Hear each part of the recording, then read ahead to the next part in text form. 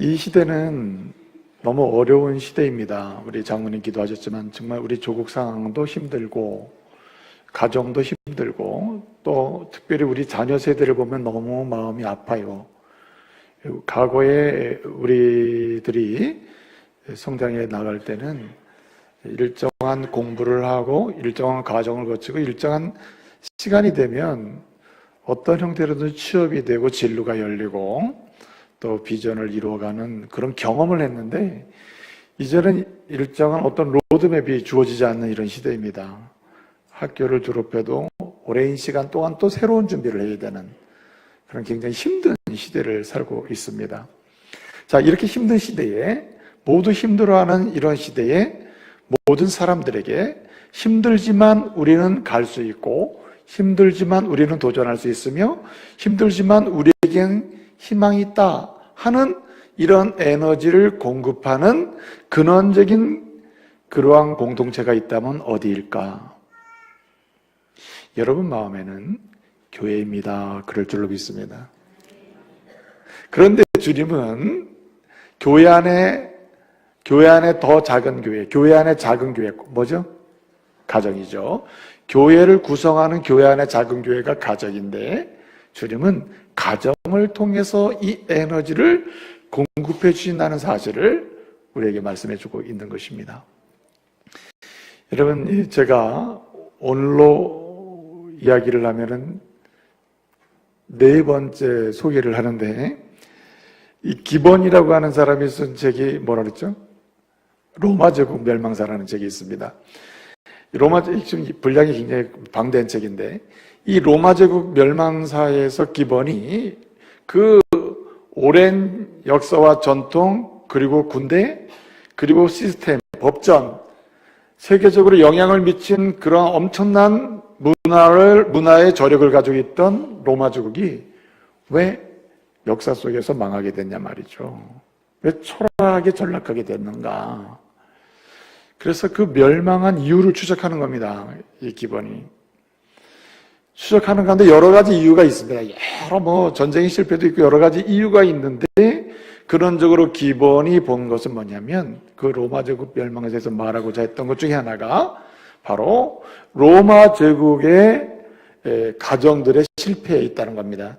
그 가정들의 타락, 가정들의 침체에 있다는 겁니다. 한마디로 건강한 아버지 어머니의 부재, 건강한 남자 여자의 부재, 건강한 부부의 부재, 건강한 가정의 부재가 결국 오랜 시간 흘러가면서 결국은 역사와 전통을 가지고 있는 제국의 형성으로 가는 것처럼 보였지만, 결국은 그 긴 시간은 결국은 무너지는 시간이었다는 말입니다.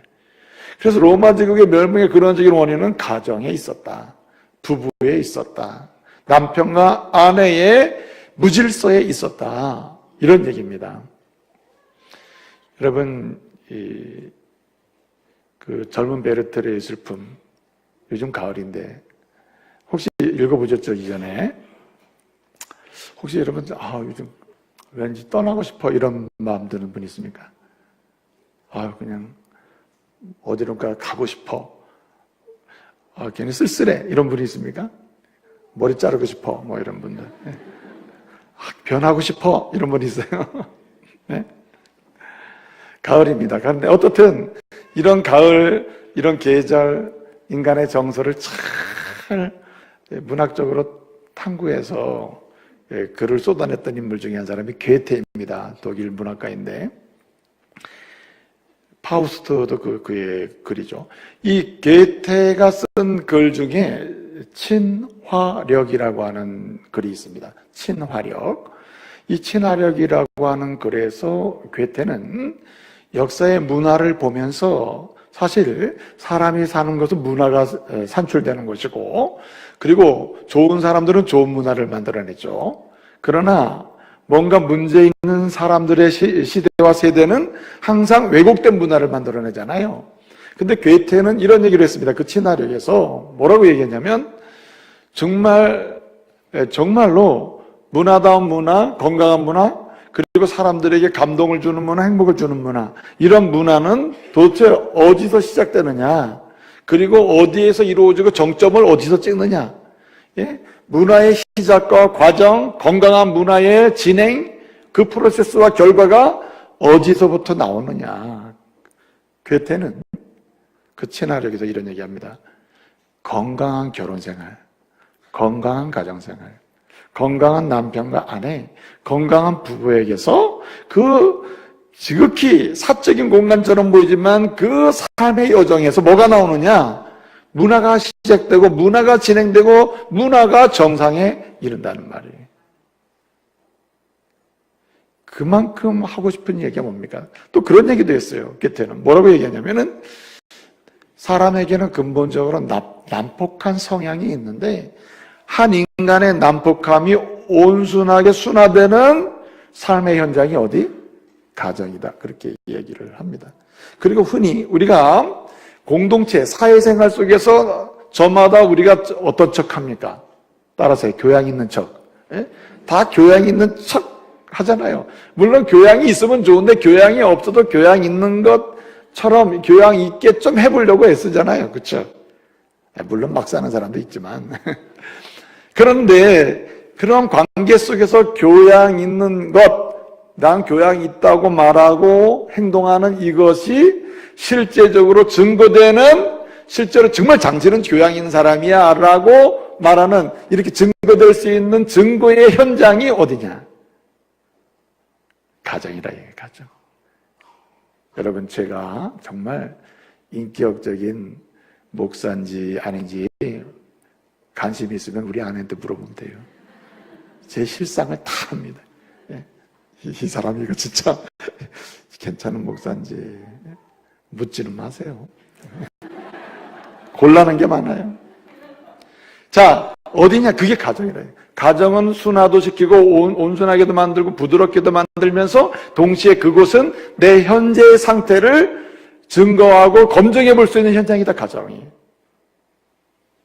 사실은 괴테의 문학적인 표현입니다만은 사실 성경적이에요. 맞습니다. 가정에서 당신을 증거하지 못하면 아무리 위선적으로 행동해서 사회에서 뭔가를 나는 이런 사람이여 말하려고 애를 써도 결국은 실패하게 된다는 거죠. 사랑하는 성도 여러분, 하나님이 보실 때 여러분은 어떤 사람입니까? 어떤 남편이고 어떤 아내입니까? 하나님이 보실 때 어떤 부부이고 어떤 가정입니까? 창세기 1장, 2장은 창조 사건을 기록합니다. 특별히 1장은 창조 사건의 완성이죠. 2장은 한 사람에 대한, 사람 창조에 대한 좀 더 상세한 설명이 나와 있습니다. 그런데 하나님이 우주 만물을 만드시고 사람을 만드시고 하나님은 그 이후에 지속적으로 하나님이 만들어 놓은 세계를 평가하십니다. 계속 보셔요. 보시면서 하나님 보시기에 어떠한지를 계속 판단하십니다. 평가하시고 은혜도 주시고 책망도 하시는 거예요. 그래서 하나님은 우주 만물을 만드시고 하나님이 보실 때 나타나는 평가의 표현을 세 가지로 했습니다. 보통 이 히브리어로 창세기에서 표현되는 말, 와야르 엘로힘 하면 하나님이 보실 때라는 뜻입니다. 와야르, 보신다, 보셨다 이런 뜻인데, 하나님 보실 때, 하나님 보신다, 하나님이 보시면 어떻게 평가될 수 있을까? 당신은, 나는, 우리 부부는 세 가지 중에 하나입니다. 창조 때의 하나님의 평가는 세 가지로 항상 됐고 지금도 하나님의 평가는 세 가지로 진행돼요. 첫째는 하나님 보실 때 보시기에 좋은 사람이 있습니다. 좋은 사람 되시길 바랍니다. 보시기에 좋아요. 앞으로 하나님 말씀하시면 계속해서 좋아지는 겁니다. 좋아지는 거. 하나님 보시기에 좋은 사람, 좋은 부부, 좋은 가정이 있다. 여러분, 아담 하나님 보시기에 좋았습니다. 하와 하나님 보시기에 좋았습니다. 아담과 하와 부부 하나님 보시기에 아주 좋았습니다. 또 하나님이 보실 때 또 하나의 평가는 뭐냐면 하나님이 보시기에 아주 안 좋은 사람이 있습니다. 아주 안 좋다. 안 좋다. 정말 안 좋다. 이 좋다는 표현이 히브리어로 토부라고 합니다. 토부. 영어로 하면 굿. 토부라고 합니다. 토부. 이 좋다는 말 속에는 아름답다, 선하다, 신실하다, 예컨대 뭔가 미적이다라는 표현가 다 들어있는 겁니다. 사실은 이 하나님 보실 때 톱으로 평가되는 게 있고, 두 번째는 로톱, 하나님 보실 때 전혀 좋지 않다, 보기에 좋지 않다 하는 게 있다. 여러분, 히브리어의 부정은 두 가지가 있습니다. 하나는 R은 영어로 하면 not, 그냥 진짜 아니다. 근데 전혀 아니다라고 할 땐 로라는 부정어가 있습니다. 그 로토브, 전혀 안 좋다, 이렇게 평가받는 게 있다는 거죠. 여러분, 아담이 홀로 독차하는 것이 뭐에 보시기에 좋지 않다. 아담이 홀로 그냥 좋지 않은 게 아니라 전혀 안 좋아. 그렇다고 아담이 악하고 그런 건 아닙니다. 정말 불완전하고 지금 뭔가 문제가 있는 거예요. 여기 뭔가 더해져야 된다는 것을 전제하는 거예요. 로토브, 이게 전혀 보기 안 좋다. 근데 여러분, 하나님 마지막 평가, 하나님 보실 때 마지막 세 번째 마지막 평가가 있는 게 뭐냐면, 보시기에 심히 좋았더라. 심히 좋다. 그냥 좋은 단계를 토부의 단계를 넘어서서 심히 좋다. 예? 아주 좋다. 매우 좋다. 예? 우리가 그지 영어로 하면 엑셀런트하다, 엑셀런트. 예, 아주 최상이다. 뭐 이렇게 이제 얘기하는 거예요. 하나님 보시기에. 그래서 히브리어를 그걸 뭐라 하냐면 토브 메오드라 그래요. 메오드는 엑셀런트, 아주 최상의 좋은 상태를 가르쳐요. 예? 최상의, 아주 힘이 더 이상 뭔가 더해줄 수 없는 아주 좋은 상태를 가르쳐요. 자, 여러분, 길게 설명을 드렸는데, 여러분 한 사람 남편, 여러분 가정의 남편이죠, 아내이죠, 부부죠, 어머니가 아버지죠. 각각의 한 남자로서, 남편으로서, 아버지로서, 또는 할아버지로서, 또는 형제로서, 여러분 어떻게 하나님이 보실 때 어떤 것 같아요? 여러분, 아내로서, 여인으로서, 그 다음에 엄마로서, 또는 할머니로서, 또 자매로서, 여러분은 하나님 보실 때 어떻게 평가받을 것 같습니까? 여러분, 혹시 하나님 보실 때, 지금 현재 하나님 보실 때 정말 좋지 않다, 이렇게 평가받을 것처럼 생각되는 분은 두 눈을 깜빡여 보세요. 왜 이렇게 많어? 하나님 보실 때, 그냥 그래도 좋아하실 거야 라고 생각하면 오른쪽 눈 깜빡여 보세요. 오른쪽. 여러분, 하나님 보실 때 심히 좋다. 다 웃으세요. 어째 이렇게 분위기가. 여러분, 하나님이 보실 때, 오늘을 보시든 내일을 보시든 시간이 갈수록 여러분이 연령이 더해지고 나이가 더해질수록 하나님 보실 때마다 심히 좋다고 평가받는, 점점 좋아지는 그런 은혜가 있기를 말씀으로 축복합니다. 여러분, 하나님 보실 때 심히 좋은 아들, 좋은 장성한 청년을 둔 큰 청년 자녀, 여러분 어떻게 가능합니까? 또 하나님 보시기에 좋은 자녀들의 믿음의 가정 어디서 시작될까요? 여러분, 아버지 어머니로부터 시작되는 겁니다. 아빠요 어머니에게서 시작돼요. 부부에게서 시작된다는 겁니다. 오늘 19장입니다. 마태복음 19장. 19장을 보게 되면 1절부터 12절까지, 물론 이 스토리가 시작된 이유는, 동기는 다른 데 있습니다만 배열 자체는 어떻게 진행됐냐면 1절부터, 특별히 이제 3절부터 있는데 3절부터 12절까지는 남편, 아내, 부부입니다. 부부. 그 다음에 13절부터 15절까지 보게 되면 누가 나오죠? 할아버지의 이야기 나옵니까? 그 다음에 보기도 싫죠. 그냥 빨리 얘기하는 게 좋죠. 자, 부부 이야기가 나온 다음에 14절부터 어린이 이야기가 나와요. 어린이. 그 다음에 16절 이하를 쭉 보게 되면은 17절 어떻게 진행됩니까? 청년 이야기가 나와요. 청년. 한 가정에는 존재하는 게, 일단은 기본적으로 남자가 있고 여자가 있습니다. 아내와 남편이 있어요. 하나님의 은혜 가운데 어린이가 존재하게 됩니다. 어린이는 자라게 돼 있어요. 청년이 됩니다. 자, 여러분, 이런 가정의 구성 멤버들이 있는데 이들이 하나님 보시기에 좋았더라, 심히 좋았더라, 하나님 보시기에 좋은 사람, 하나님 보시기에 좋게 여김을 받는 사람들이 되려면 그 시작은 누구냐? 누구? 아빠와 엄마인 줄 믿습니다. 남편과 아내에 있다. 남편과 아내. 처음부터 아빠, 엄마 이러는 건 아니잖아요.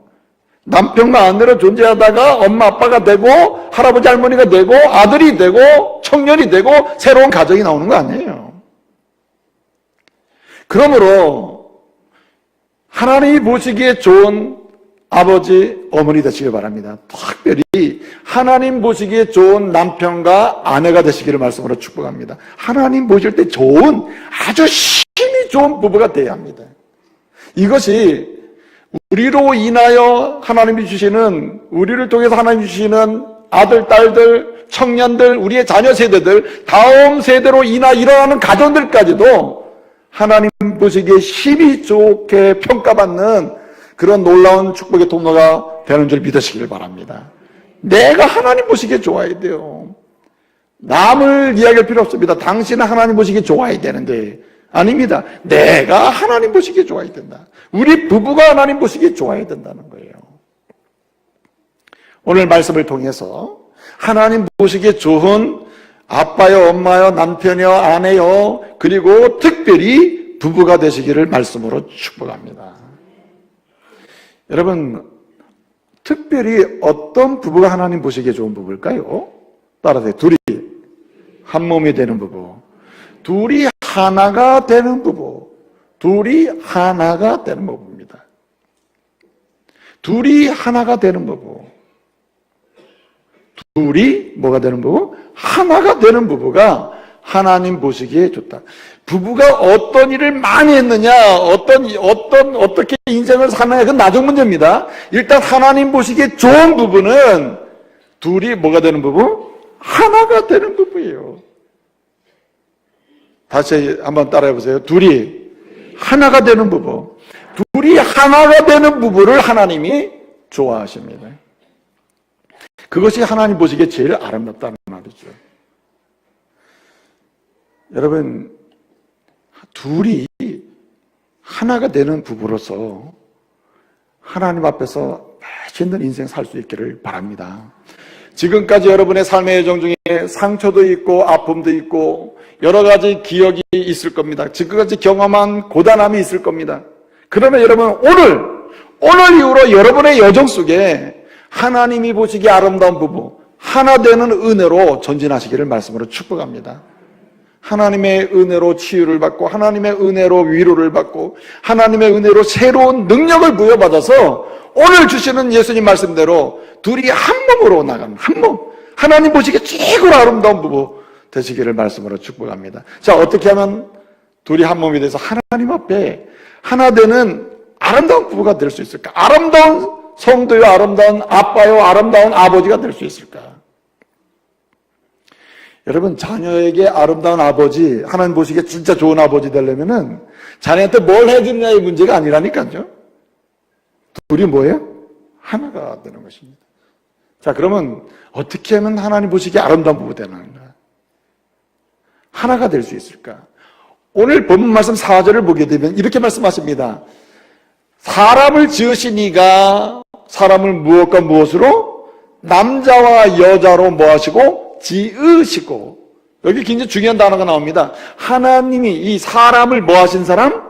지으신 분. 사실 본문 원문에는 사람이라는 말이 나오진 않습니다. 지으신 자, 지금 사람이죠. 지으신 자가 남자와 여자로 지으셨다. 그러니까 사람을 지으신 거죠.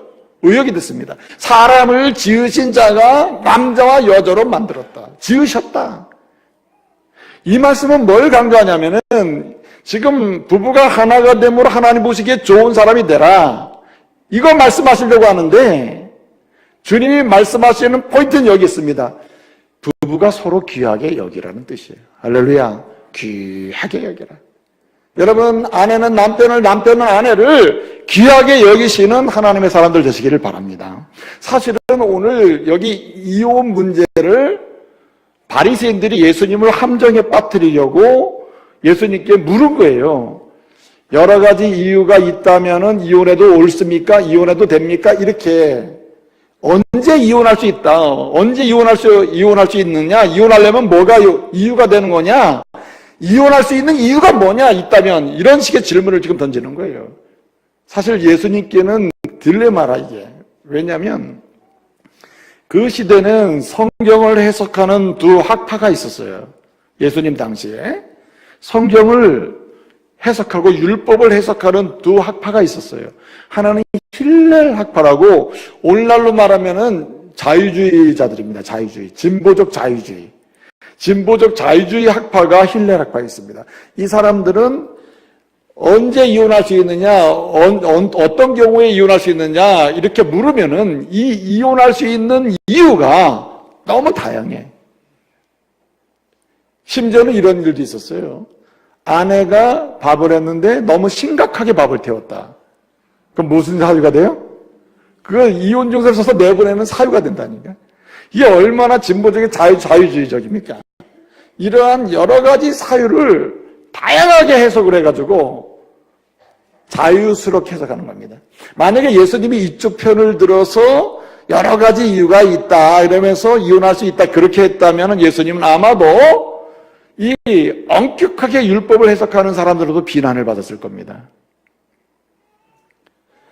그런데 또 하나의 학파가 있습니다. 샴마이 학파라고 그러는데 이건 뭐냐면 아주 엄격한 보수적인 해석을 하는 겁니다.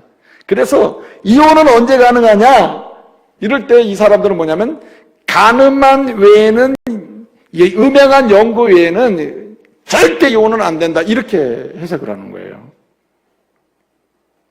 그러면 예수님이 이쪽을 하잖아요. 그러면 아니 죄인들의 친구라고 그러더니만 그럼 죄인들이 왜 친구가 다 죄인을 그냥 징계버리지 이렇게 비난도 받을 뿐더러 이 보수적인 그런 해석적으로 편을 들게 되면 더 심각한 상황이 벌어질 수 있는 사회적 위험이 있었습니다. 왜냐하면 그 시대의 헤롯 안디바라고 하는 왕이 자기의 원래 부인을 이유도 없이 이혼을 하고 내보내고 그리고 자기의 형제의 부인이었던 그 여인이 이제 이혼을 해서 아주 이쁜 여자가 있었는데 그 이름이 헤로디아입니다.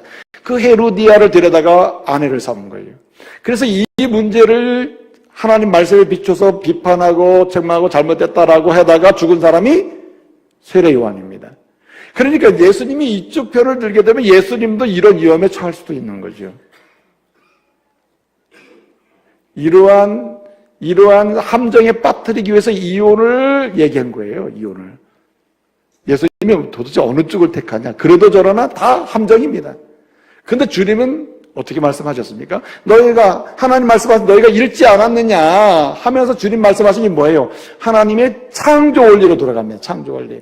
너희가 언제 이혼을 따지기 전에 거꾸로 정말 중요한 것은 뭐냐면 하나님이 보실 때 너는 어떤 사람이냐를 따져라. 예?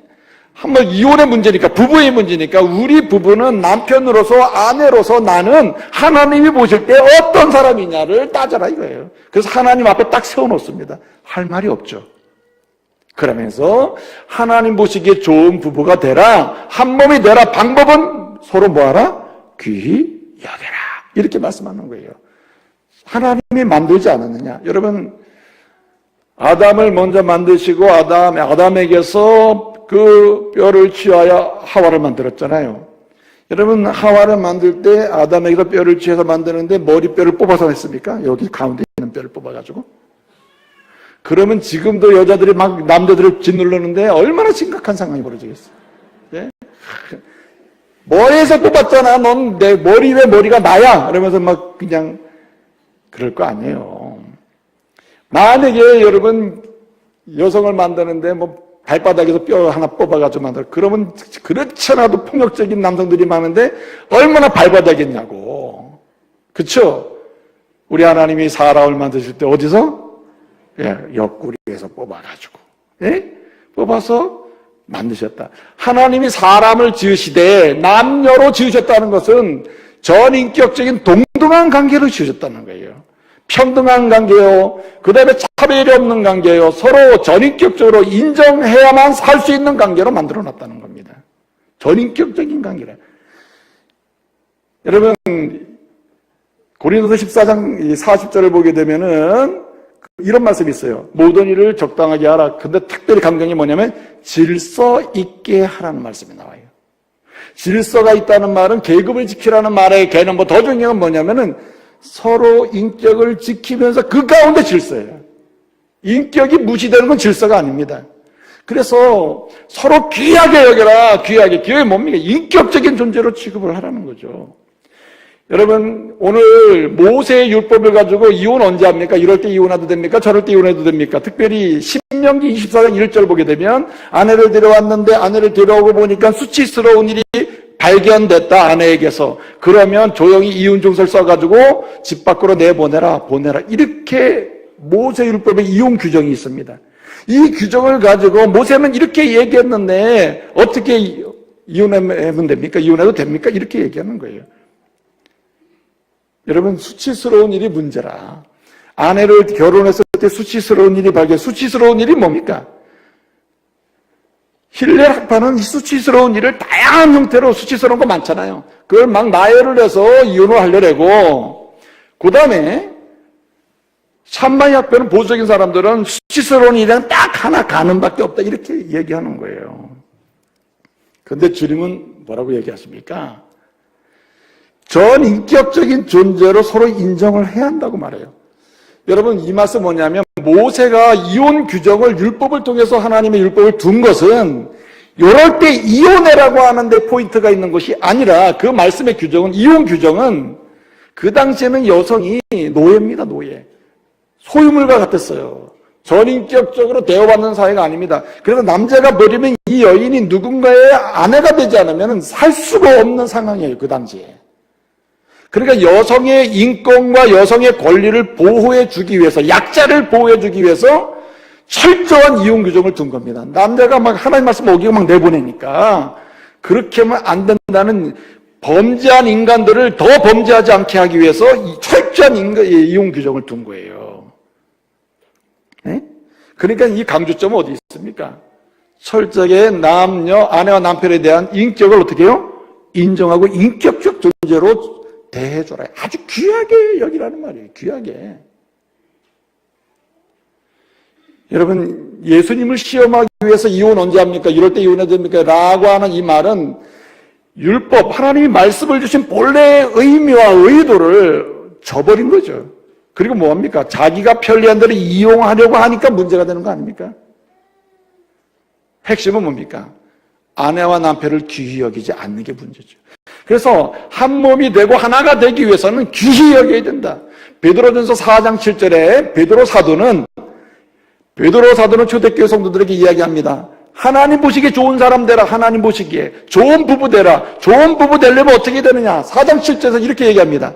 남편들에 관한 얘기를 하면서 이렇게 얘기해요. 너희는 아내를 귀히 여기라. 생명의 유업을 함께 받을 자. 이 땅에서 뭐 이렇게 살고 끝나버리는 게 아니라 우리 모두 천국에 들어가고 생명의 복을 누릴 사람이기 때문에 귀하게 여기라. 귀하게 여기라고 얘기해요. 여기 귀하게 여긴다는 말은 티메인데, 티메는 보석입니다. 보석. 보석으로 여기라는 말입니다. 내 유일한 보석으로 아내와 남편을 여기라는 말이에요. 귀하게 여기라. 보석으로. 한번 따라 봅시다. 남자들 따라해 보세요.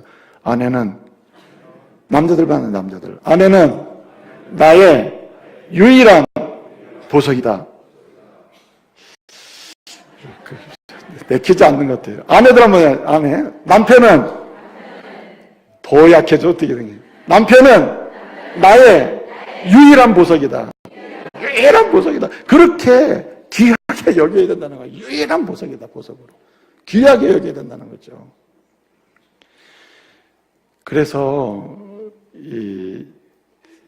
우리가 이제 그 신앙생활 할 때 귀하게 여기는 것은 동고동락입니다. 사실은 남편이 어려울 때도 어려워졌다고 남편이 귀하지 않습니까? 어려워도 귀하게 여겨요. 어려워도 귀하게 여겨야죠. 아내가 어려워졌습니다. 질병이 걸렸어요. 어떻게 해요? 어려워도 귀하게 여겨야죠. 보석이니까. 전쟁이 있었는데 말이죠. 한 마을이 포위가 됐습니다. 포위가 돼서 이젠 다 죽게 생겼습니다. 이 마을을 포위한 그런 이 부대가 이 마을을 향해서 마지막 선전포고를 해요. 이제 항복하면은 모든 남자들은 다 노예로 삼고 여자들은 여기서 안전하게 빠져나가 살도록 해주겠다.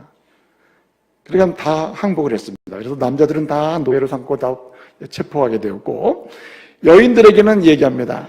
아무것도 가져나갈 수가 없다.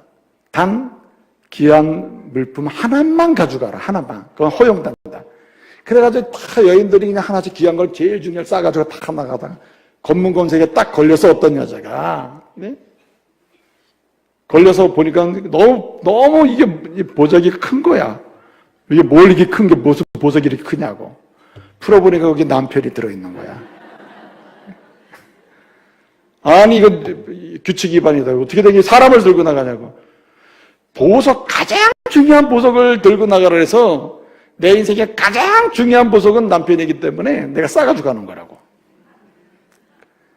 그래서 감동이 돼서 다 보냈다는 아주 믿을만한 이야기였어요. 이건 믿거나 말거나 하는 게, 여러분 이 보석으로 여기면 그 보석은 가치가 발현되게 됩니다. 여러분 보석은 누가 가지고 있느냐에 달라져요.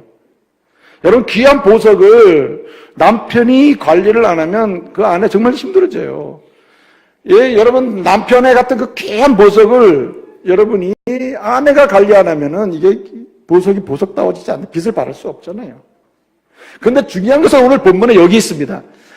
사람을 지으시니까 남자와 여자로 지으시고 했는데 남자들과 여자들을 지으시고 이러지 아니하고 한 남자 한 여자를 지으시고 입니다. 그러니까 여러분 보석도 많이 있는 게 아니에요. 유일한 보석이라, 유일한 보석. 여러분 유일한 보석으로 아내와 남편을 귀히 여기시길 바라요. 아주 귀히 여기셔야 돼요. 힘들 때일수록 귀한 보석을 여겨야 돼요. 또 한 가지는 오늘 여기 말씀에 보게 되면 5절에 이런 말씀이 있습니다. 사람이, 남자가 부모를 떠나서 누구와? 아내와가 아니고 아내에게 합하여 한 몸이 되라 했습니다. 아내에게 합하라. 여기 아내에게 역격이를 썼는데 아내에게 한 이유는 1대1을 얘기하는 겁니다. 여러분 한마디로 이야기하면 이 말씀이 뭘 강조하냐면은 둘이 한 몸이 되는, 하나님 보시기에 좋은 부부가 되려면은 항상 함께 해야 한다는 뜻이에요. 할렐루야. 예? 귀하게 여기되 항상 함께 하라. 항상 함께 하라는 거죠. 여러분 여기 항상 함께 하는 방법으로 이렇게 얘기했습니다. 부모를 떠나라 했습니다. 그렇습니다. 결혼을 하면은 아내와 남편이 각각 어디 부모를 떠나서 어떻게 해야 돼요? 홀로 서게 해야 됩니다. 경제적으로도 홀로 서고, 정치적으로도 홀로 서고, 신앙적으로도 홀로 서고, 그 다음에 여러 삶의 한 가정으로서 홀로 서야죠. 홀로 서야 돼. 물론 같이 살 수는 있으나 여전히 홀로 서야 된다. 홀로. 그게 확실히 떠나는 거죠. 근데 중요한 것이 뭐냐면은 함께 하기 위해서는 어떻게 되냐? 자신의 몸을 배우자가 주장하게 해야 한다는 뜻입니다. 여기 합하는 것은 내 몸을 내가 주장할 수 있는 개념이 아니에요. 여기 합한다고 할 때, 연합한다고 할 때, 한 몸 된다고 할 때 강조점은 성적으로 육체적으로도 하나가 되고 그 가운데 전인격적인 하나의 인격적 교제가 이루어진다는 것을 의미해요. 근데 여기서 이제 그런 거죠. 그렇기 때문에 내 몸을 내가 주장하지 못한다. 고린도전서 7장 4절을 보게 되면 이런 말씀이 있습니다. 사도 바울이 이야기를 해요. 아내는 아내의 몸을 자기가 주장하지 못할지니 그 몸은 누가 주장해요? 남편이 주장하고, 남편은 자기의 몸을 자기가 주장하지 못할지니 누가 주장해요? 남편의 몸을? 아내가 주장한다. 이게 뭡니까? 한 몸이라는 뜻 아니에요. 한 몸. 함께 한다는 뜻입니다. 항상 함께 해야 된다. 항상. 그래서 항상 이 함께하는 과정 속에서 우리는 어떤 거 할 수 있습니까? 이거는 폭력, 학대 이런 게 있을 수 없죠. 사실은 이혼의 사유가 될 수 없는 것 중에 하나가 자신이 원하던 배우자가 보석으로서의 가치를 잃었다고 생각하면서 버리는 사람이 있죠. 하나님의 허용되지 않는 거죠. 하나님 허락되지 않는 거죠. 하나님 허락하지 않는 거죠. 그런데 오늘 본 말씀처럼 늘 함께 하면서 함께 하는데 동고동락을 하는데 늘 함께 하는데 뭐합니까? 함께 하는데 신실하게 삶을 지키지 못하는 경우에는 어떻습니까? 예컨대 아내와 남편이 외도를 한다든가 음행을 한다든가 간음을 한다든가 지속적으로 드러내놓고 부끄러움을 모르고 미안함을 모르고 가정의 순결을 스스로 포기했다면 그런 남자나 아내와는 살 수가 없는 거 아니에요. 또 요즘은 여러분 보세요. 아내와 남편을 귀히 여기지 아니하고 학대하는 사람이 있습니다. 지속적인 학대, 지속적인 폭력, 지속적인 폭행을 하고 그리고 폭행을 하지 않더라도 지속적으로 세상에서 듣지 못할 온갖 언어의 폭력으로 정신적으로 죽이는 사람도 있어요. 정신적으로. 여러분 살 수 있습니까? 못 살아요. 이거 어쩌다가 화가 나서 한번 그렇다 치더라도 이게 지속적으로 습관적으로 계속 그러고 있다면 이 사람은 병이든지 질병이든지 아니면 아내와 남편 서로에 대해서 인격적 존재를 인정하지 않는 거죠. 그렇기 때문에 함께 할 때 중요한 게 뭐냐면 전인격적으로 그들을 인정하되 특별히 무엇입니까? 특별히 순결함을 유지해야 한다는 거예요. 여러분 히브리서 13장 4절 말씀 보게 되면 이런 말씀이 있습니다. 혼인을 귀히 여기고 침소를 뭐하지 말고 더럽히지 말고 했습니다. 침소를 더럽히지 말라. 여러분 합하여 한 몸 되는 것, 늘 함께 하는 것인데 사실 두 가지가 성경에는 강조됩니다. 항상 늘 먹는 거예요. 같이 먹는 거.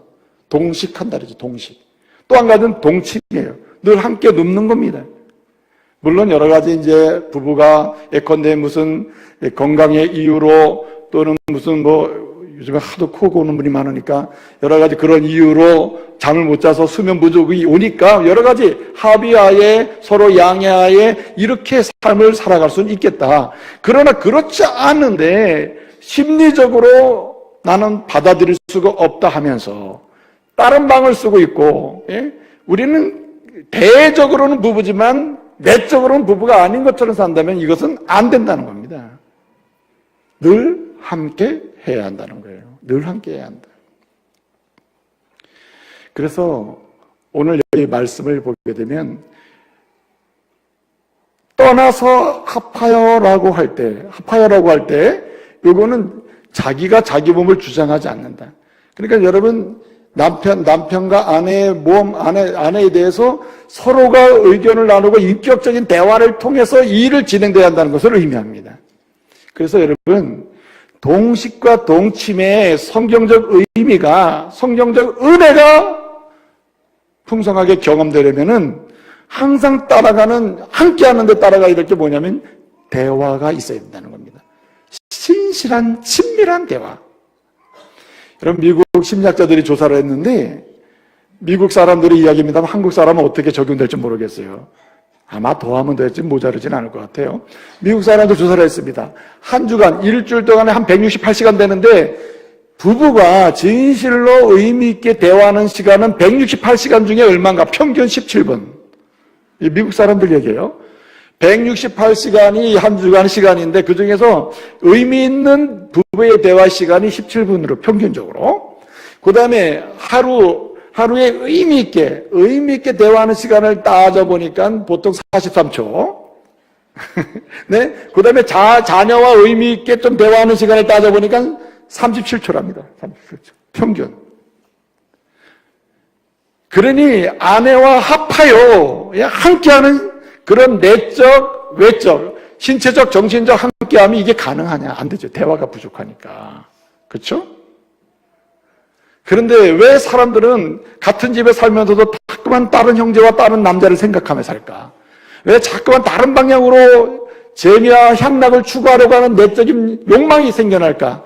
함께하는 시간, 대화하는 시간이 많은 데가 있기 때문에 그래요. 미국의 통계에서 아내와 하루 대화하는 시간 43초, 자녀들은 39초, 일주일 17분. 그러면은 매일같이 제일 많이 대화하는 것은 뭐냐? TV 2시간. 집에만 들으면 2시간을 TV랑 대화한다는 거예요. 그 TV에 나오는 사람과 대화하는 겁니다.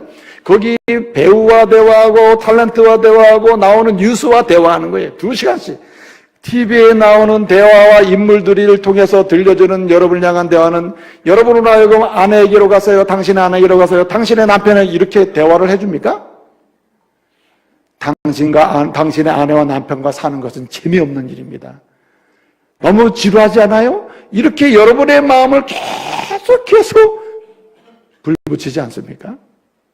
그렇기 때문에 대화를 가장 많이 한 하루에 2시간씩 하는 TV와의 대화 속에서 미국의 가정들이 어떻게 해요? 깨진다는 거예요. 깨진다. 그러므로 여러분, 크리스찬 부부 중에서 굉장히 행복한 부부로 역사에 남아있는 부부 중에 한 부부가 프란시스 셰퍼, 에디스 셰퍼 부부예요. 우리가 흔히 스위스의 라브리 공동체가 있는데 그 라브리 공동체를 만든 사람이거든요. 근데 이 부부가 많은 사람들에게 모범이 됐어요. 감동을 줘요. 글도 감동을 주고 행동과 삶 자체도 감동을 줘요. 그가 말한 게 뭐냐면은 행복한 부부의 공식, 하나 되는 공식, 늘 함께하는 공식이 있다면 예컨대 동식이 하나됨으로 함께함으로 동침이 함께함의 가치를 일으킬 수 있는 가장 중요한 공식이 있다면 그 프란시스 부부가 한 말이 있어요. 그것이 무엇인가 하면 단지 끊어온 대화를 통해서 한 방향으로 가라는 거예요. 한 방향으로. 대화의 한 방향. 대화의 한 지향점을 유지하는 거예요. 사랑하는 성도 여러분, 대화의 시간을 확보할 수 있기를 말씀으로 축복합니다. 들어오셔서 또 함께하는 시간에 집 안에서 신문보다 먼저, TV보다 먼저, 언론 매체보다 먼저 당신의 아내와 남편을 보고 이야기를 시작하시기를 말씀으로 축복합니다. 그럴 때에 우리는 함께함이 가치 있고 규모 있게 일어날 수 있다는 거예요. 마지막 한 가지 꼭 드리고 싶은 말씀이 있습니다. 오늘 6절을 보게 되면 이런 말씀이 있습니다. 6절에 하나님이 짝지어주면서 사람이 나누지 못한다. 누가? 하나님이. 전도서 4장 12절 보게 되면 한 사람이면 패한다. 두 사람이면 이길 수 있다. 그러나 질 수 있는 거죠. 그러나 삼겹줄은 절대로 지지 않고 끊어지지 않는다. 여러분, 남편 혼자 안 돼요. 아내 혼자 안 돼요. 남편과 아내가 함께하면 잘 돼요. 그러나 그것도 계속 안 돼요. 남편 그리고 아내 그리고 그 사이에 누구? 하나님이 들어오실 때 삼겹줄이 되면 견고한 하나됨을 통하여 하나님의 은혜를 누리게 될 줄로 믿으시기를 바랍니다. 그래서 견고하게 사는 길은 하나님을 믿음으로 행하는 것이다. 하나님을 삶의 중심에, 부부 사이의 중심에 모시고 세 분이 함께 의논하는 거예요. 하나님을 중간에 모시고 아내와 남편이 서로 의논하는 것입니다. 삼겹줄을 짜가는 거예요. 그리고 하나됨을 경험하는 것입니다. 거기서 하나의 줄이, 밧줄이 나오게 되는 것이죠. 사랑하는 성도 여러분, 이제 말씀을 마치겠습니다. 주님은 하나님이 보실 때 당신은 어떤 사람인가에 대한 대답을 요구하셔요. 어떤 남편인가, 어떤 아내인가, 어떤 부부인가, 어떤 아버지가, 어떤 어머니인가, 어떤 목사가, 어떤 장로인가. 특별히 여러분 시작은 어디서 옵니까? 부부에서 오는 겁니다. 오늘 이 말씀을 기억하시고 다시 하나됨으로 나가는 은혜가 있기를 말씀으로 축복합니다. 기도하겠습니다.